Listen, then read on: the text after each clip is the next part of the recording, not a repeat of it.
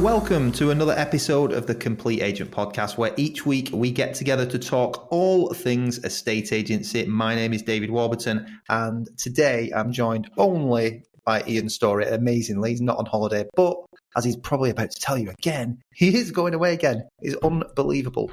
JK is not with us this week. Where is JK? Something to do with kids, I think. Oh, of course, yeah. So we've all had this. I mean, it's probably going to be a short and sharp one today. Obviously, holidays are just about over. I've got it this week. Yeah. My 4-year-old is starting school, so weird timings and chaos at home.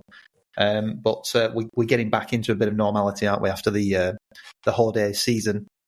So, Ian, first of all, how has your week been? Well, very good, actually, Dave. I'm sort of currently bridging the gap between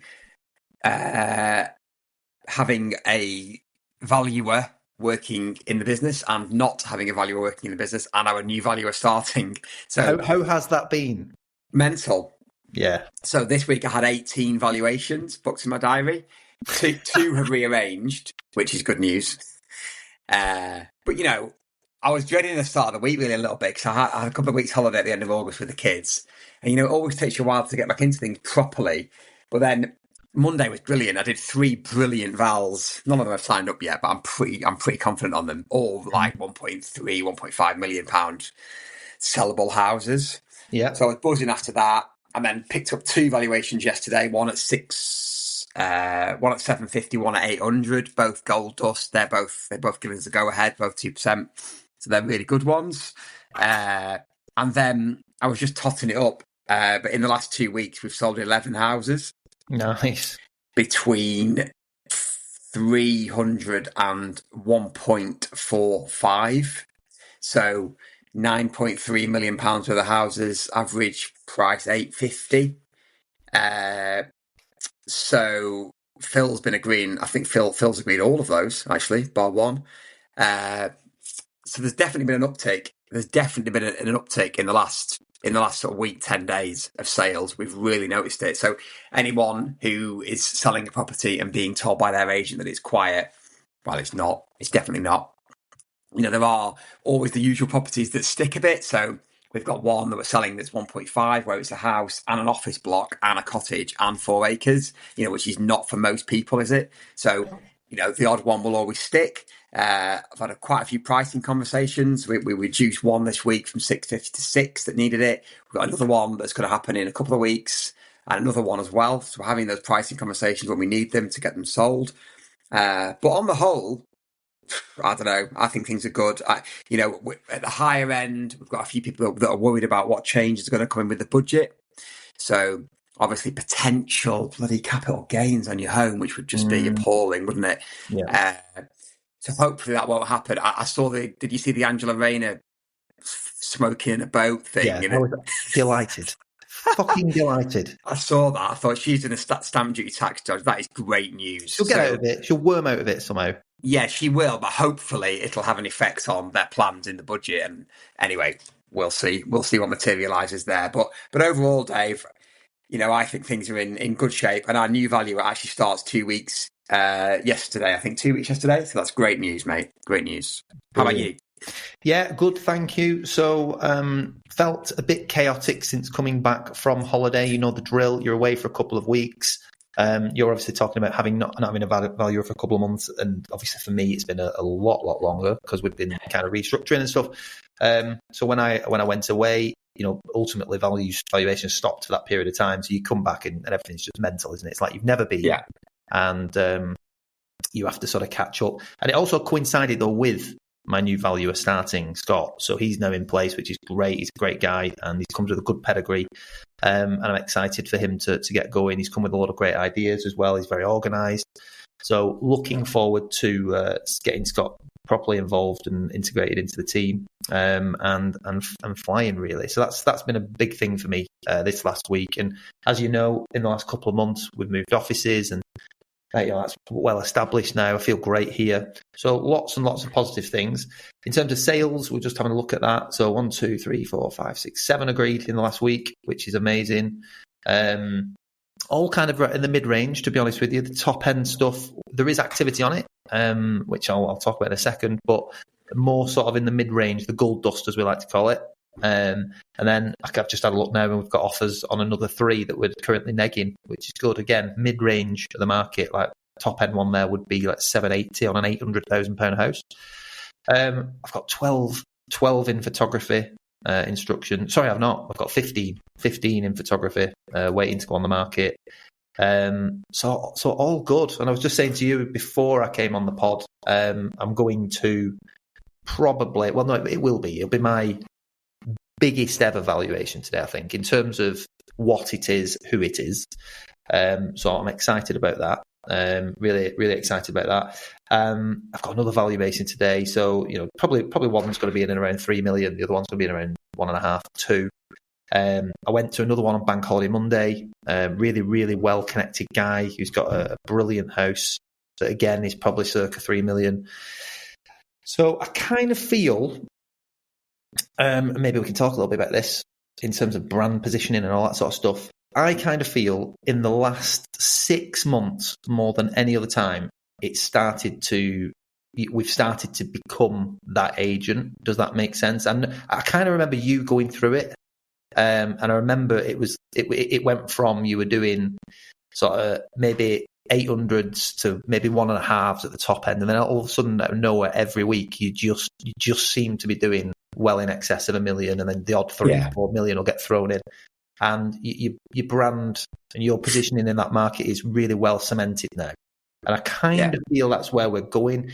We get some nice backhanded compliments to say, "Oh, I didn't think you'd sell a house like mine." Which, obviously we can because we've got the other brand and stuff like that. But it feels that way. The work, the seeds that we've planted a couple of years, 2-3 years ago, are now really starting to grow and flourish. And I feel that's where we're at. And it's a nice place to be. Yeah, it's a nice feeling. I think it's probably about 2 years, 18 months for us, something like that it really cemented. Yeah, and then. It just becomes your bread and butter, really.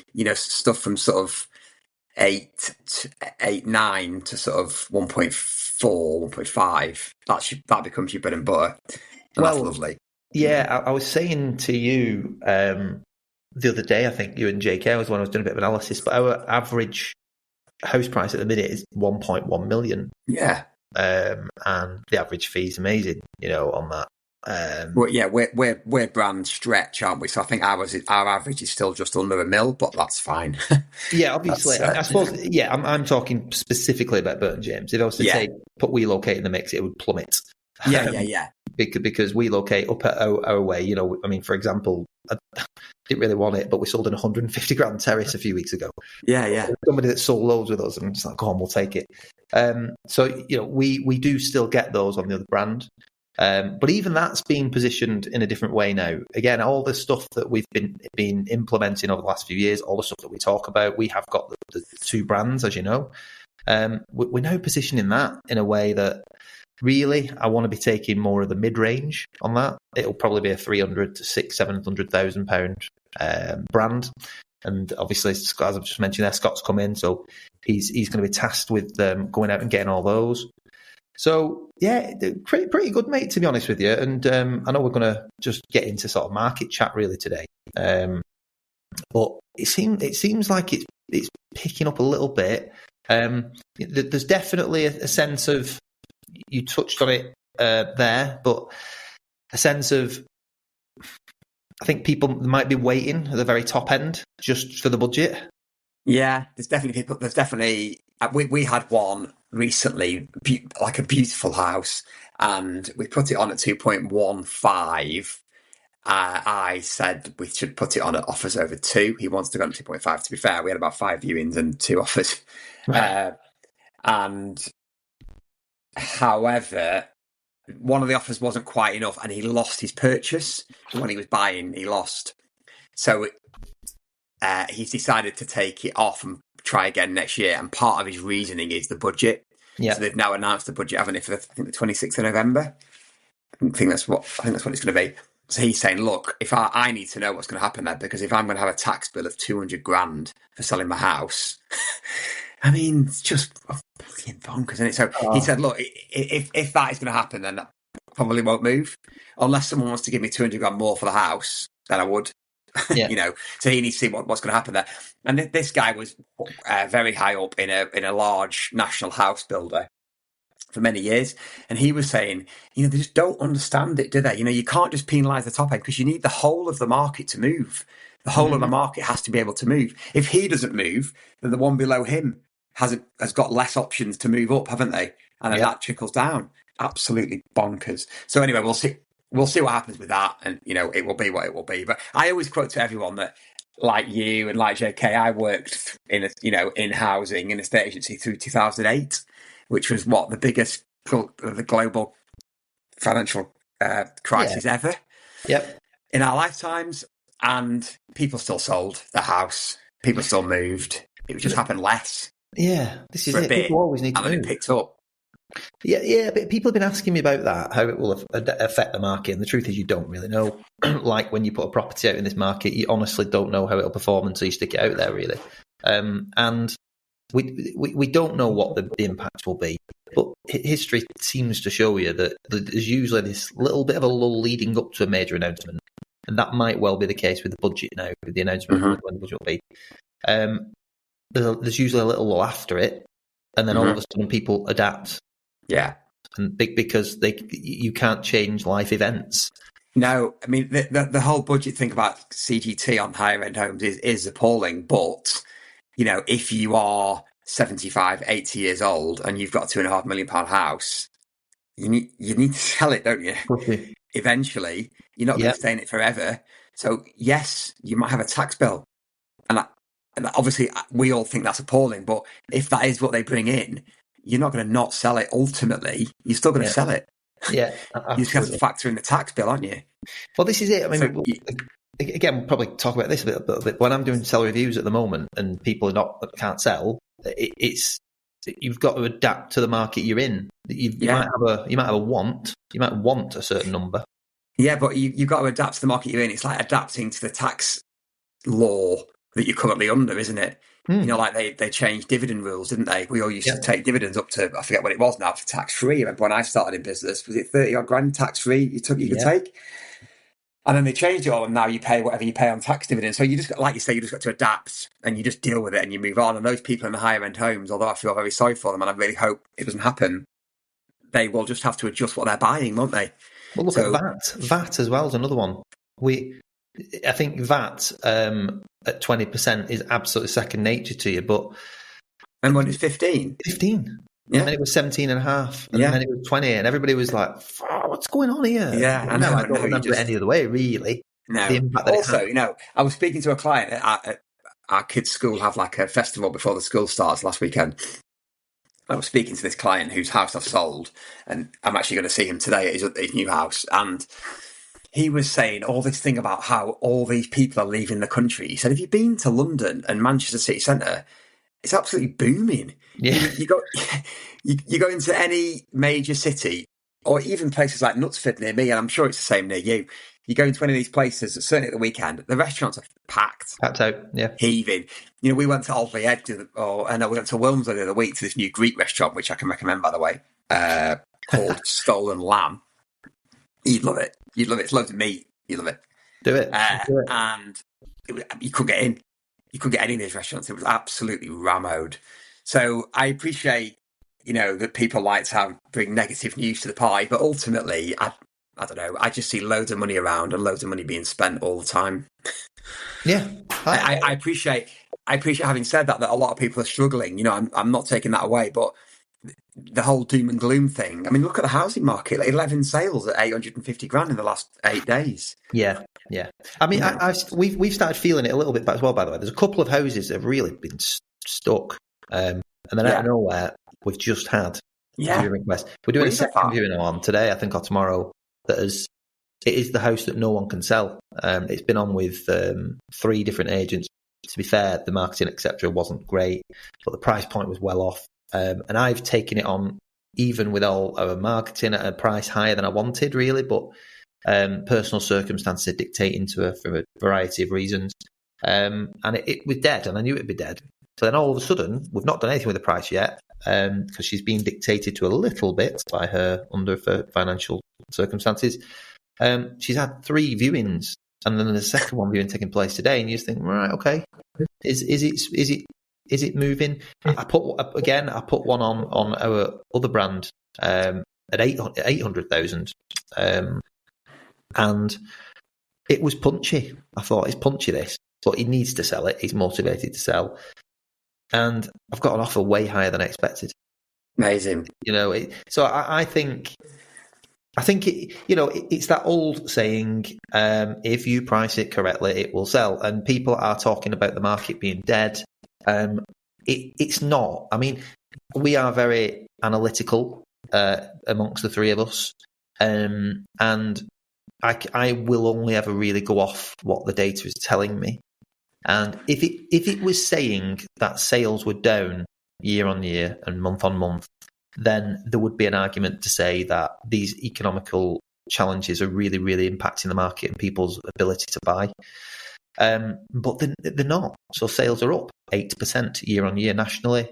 The biggest changes are that asking prices are coming down. So people are now adapting a little bit. It seems that way. Mortgage rates are actually coming down. Speed of sale is not bad, 62 days. So it's very price sensitive, and that's just what you've got to be feeding back to your vendors. It's as simple as that. Yeah, I really find people are pricing conversations are resonating with people much more now than they were even 6 months ago. We've had a couple of really good examples of this. So we had this really nice, it's a barn conversion, by the way. No. Yeah, no, it is. But it's like one of the best ones you've ever seen. It's like modern, black, glass. I thought, might not go down that well, this, because it's like super unique. And they had other agents saying to go on at over 1.5. And I was like, really, data doesn't suggest it's that much. It's only 3 bedrooms upstairs, although it's 4,000 square feet. It's only 3 bedrooms upstairs. It's a bit niche. And I really drove hard at them to get them to go on at offers of a 1.35, competitive. They weren't sure, and they were like, oh, let's do 1.4. And I really, really pushed them, 1.35. And we sold it yesterday at 1.45. Nice. Yeah, because they had 3 offers. 1.35 competitive, 3 offers, and it went 100 grand over. And we had another one recently that it's been sticking around. We sold it for 1.53 a year ago, and then the guy pulled out. It all went downhill. It had nothing on it. The sellers were getting pissed off and upset, and over time, I've managed to get them to change the price, and we managed to relaunch it offers of 1.4. And I was thinking, I'm not sure, if it's really going to get. Anyway, we've had 2 competing bids, and we've sold at 1.45 in the last couple of days. Amazing. So, and then another one, another barn conversion, smaller one, where originally I'd said offers of 500. This is like 2 months ago. And then since then, obviously what's been happening has been happening. And I've spoke to her and I said, I really think we should go at offers of a 475 now. And she wasn't sure. She's moving down south, so she needs all the money she can get. Anyway, I managed to get to go on at 475, not 500, last night. And there was 3 inquiries on it in the inbox this morning. Nice. So I'm sure that'll get a good result. So it's great when you have those pricing combos and it works really well. Yeah, brilliant. I mean, let's just stay on that for a minute, because it's very, very relevant for this time of year in particular. So we're now going into what we would consider the last busy couple of months of the year, maybe definitely September, possibly October, and then you start to see a bit of a lull November and December, and you're preparing maybe for 2026 then, or certainly expecting little to be happening in those next 2 months. So what are we doing right now? I mean, we are having at this time of year more, shall I say, aggressive conversations with clients. It always. Yeah. To me, it's more. It always comes back to the client. Like, what do you want to achieve? I think if you understand that first and you position it properly, then you can set the call and you can set the tone of the conversation. So I did one 2 days ago. We've had this house for nearly 12 months, so it's not been great. It's a very, very unique home in a small area. It's a tough sell. It always was going to be a tough sell. Price per square foot, everything suggests it's close to 900,000. The conversation 2 days ago were about going down to 800,000. So, it's missed the mark completely. But the client's been with us a year. They're not talking about moving. They're talking about what do we need to do. So the first thing I said to them this time was, right, we need to have a straight conversation, because we've spoken over the last 12 months regularly. You have done a couple of watered down reductions, which were against my advice. I didn't really want you to be doing this, but you wanted to do it. And your timescales perhaps weren't as urgent.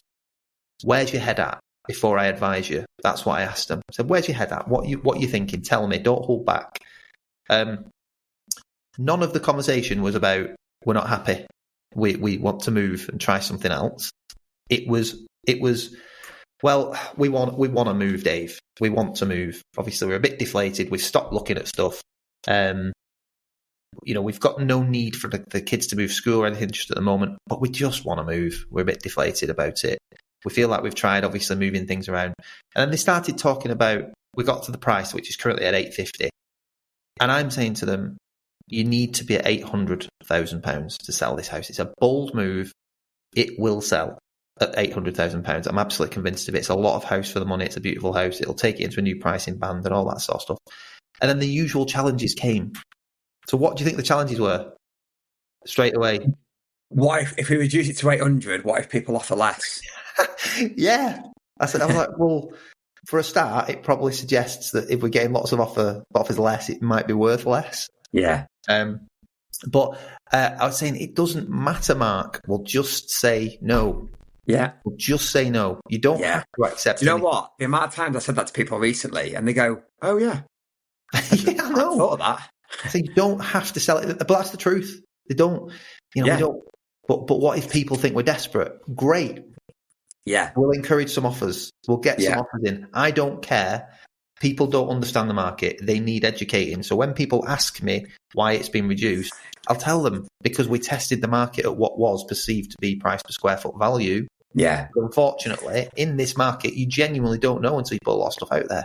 No, and I always say to people as well, if there's people asking questions like that about it, then they're probably not the right buyer anyway.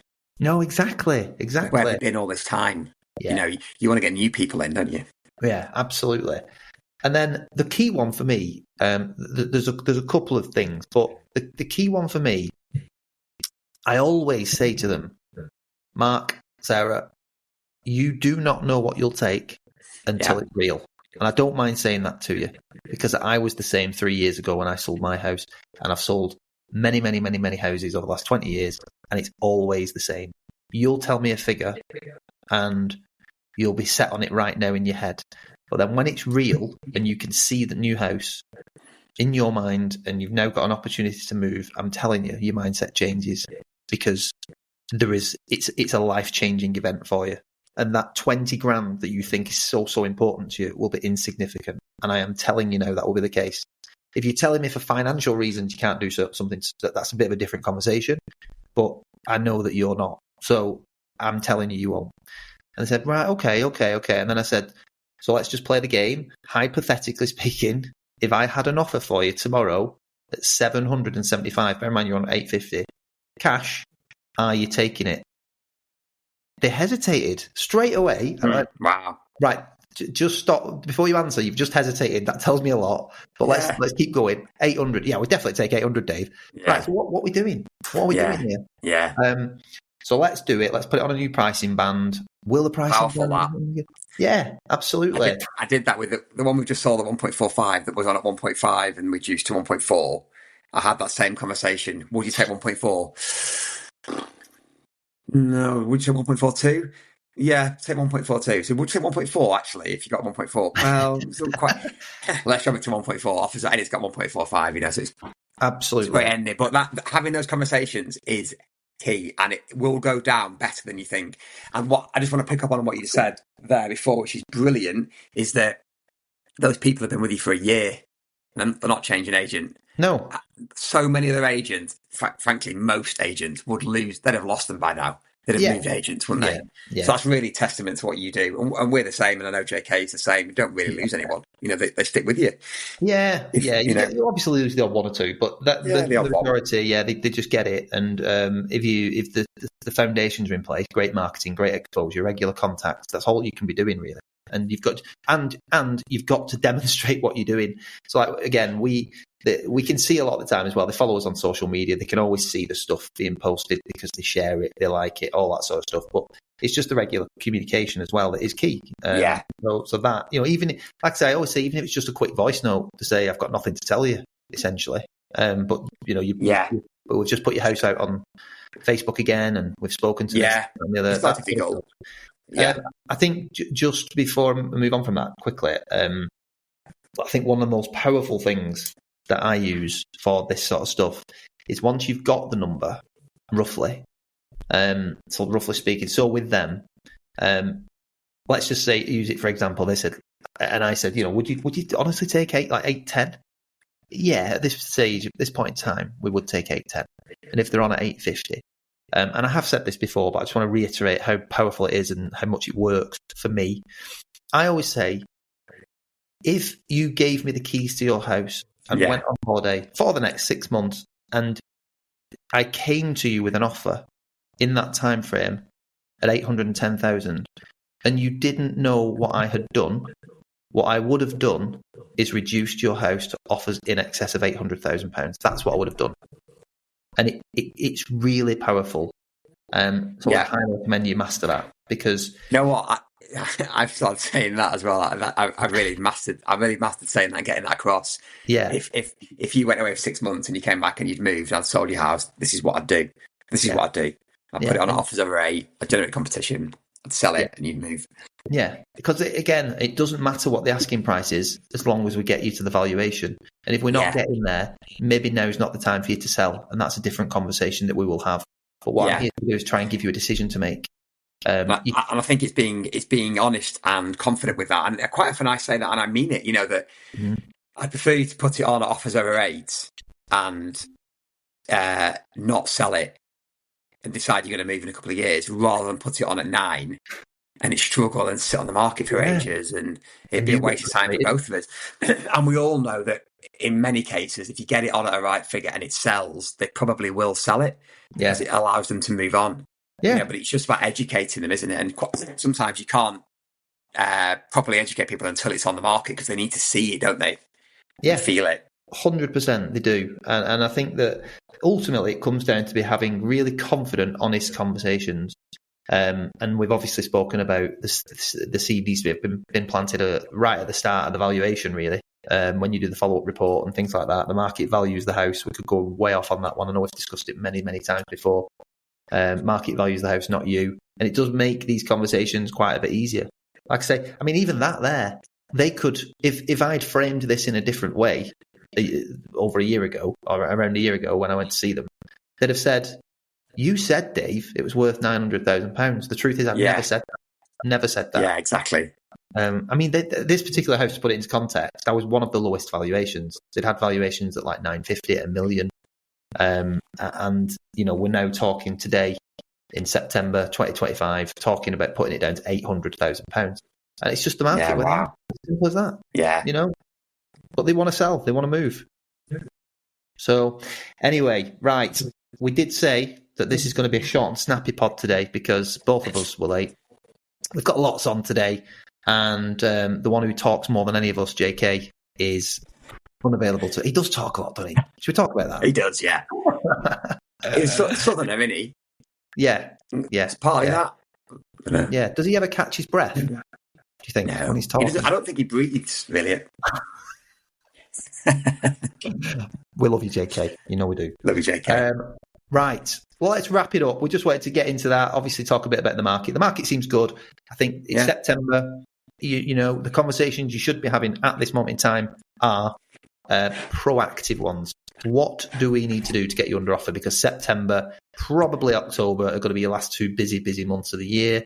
Kids are back in school. It'll probably kick off next week. So we're recording this today on the 4th of September. So I would think, what's that? 5th, 6th, 7th, 8th of September. The next 4 days, I think it's going to be busy time. Yeah. And I think that if you're listening to this and you've got sticky stock or houses due to come to the market, for me, you need to be having these very, very honest, proactive conversations. And the very, very last thing, JK said something a few weeks ago, and I think he's right. Whatever you think the valuation is, try and get it on the band underneath. Yeah. I think it's so a really, true. really good strategy. And use a test case. Like Ian's got that test case now. The offer's over that worked so well and got more. You need to find one and use it. Get good at telling stories. And any of the tips that we've sort of talked about today, I can honestly say from experience they work. So that's it. Anything to add, Ian? No, nothing at all. Thank you. Another week. Thanks for listening. JK will be back and we'll speak to you next week. See you soon. Bye.